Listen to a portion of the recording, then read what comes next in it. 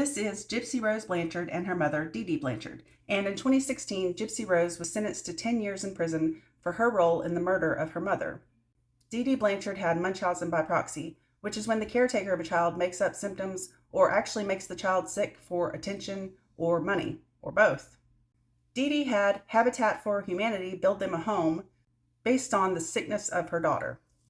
In a 2020 special, Gypsy revealed that Dee Dee told people she had leukemia, asthma, vision and hearing impairment, muscular dystrophy, and seizures. Gypsy believed most of her mother's imposed illnesses to be true, but eventually began to figure out that many of her disabilities weren't real.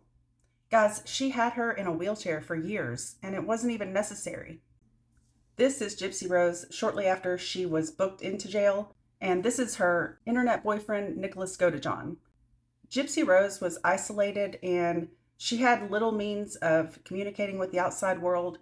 She was able to find a way to access the internet and became friends and then more than friends with Nicholas, who actually committed the murder. Gypsy Rose just gave him all the information he needed on where she lived and so forth.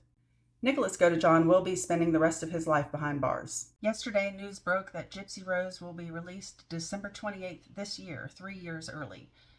Everybody that was familiar with this case was under the assumption that she wouldn't have to serve the full term just based on the circumstances that she was a child and she was being emotionally. If you're interested, there's a show on Hulu, really more like a mini series called The Act about this case, and it goes really in depth. It's a really good show if you're interested to learn more about this case.